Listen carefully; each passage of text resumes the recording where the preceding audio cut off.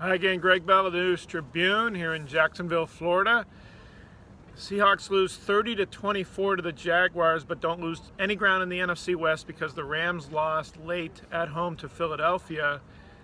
So the Rams are 9-4, the Seahawks are 8-5. Just as they entered Sunday, the Seahawks are one game back in the division, and now the Rams come to CenturyLink Field this coming Sunday. So pragmatically, nothing lost here. But the way this game ended, the Seahawks, they lose unlike most teams lose. When they lose, they usually lose epically, and they usually lose in a fit, especially when it's a close game. And I thought at the end it was disgraceful.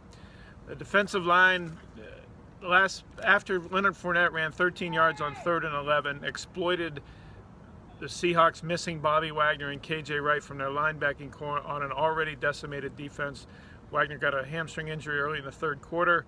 Jacksonville scored 27 points after that, 27 of their 30.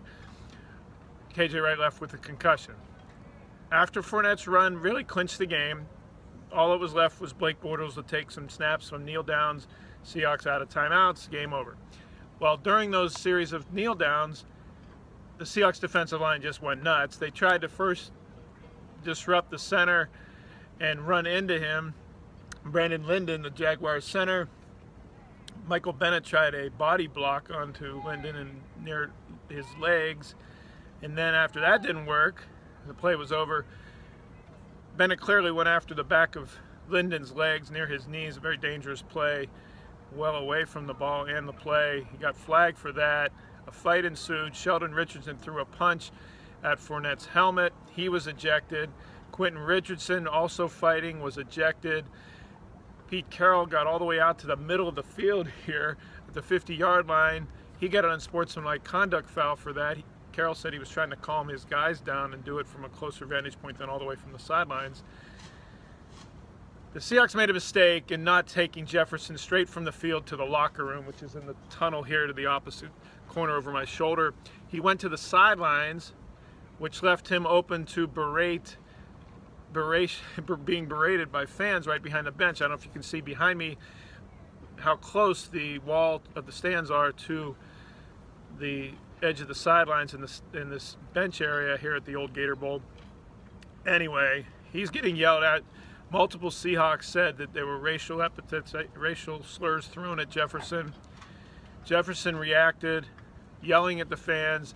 Then at least one fan threw beer on Jefferson, and that enraged the defensive tackle. He brushed through a security guard, actually bowled through him, and went to the padded wall as if he was going to scale it to go into the stands. Very scary looking situation, reminding of the old Palace of Auburn Hills incident with the Detroit Pistons and going into the stands after fans at a Pistons-Pacers NBA game.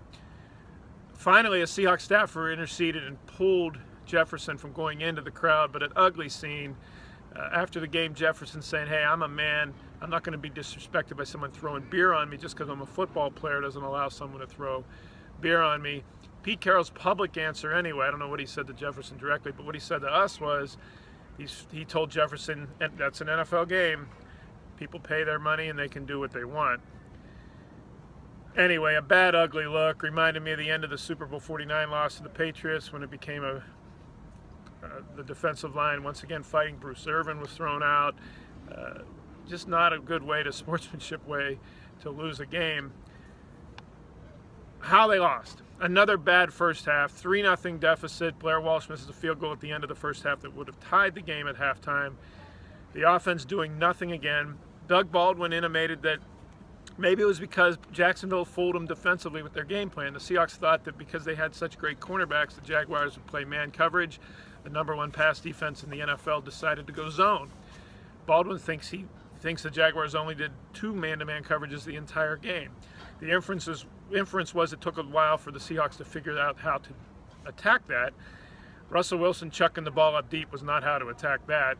2 interceptions of his 3, his 4th interception game of his career. 2 of them, as I said, just chucking the ball up deep into coverage. Jalen Ramsey made a catch of an interception on great position on Baldwin on a post route in the first half in the other end zone.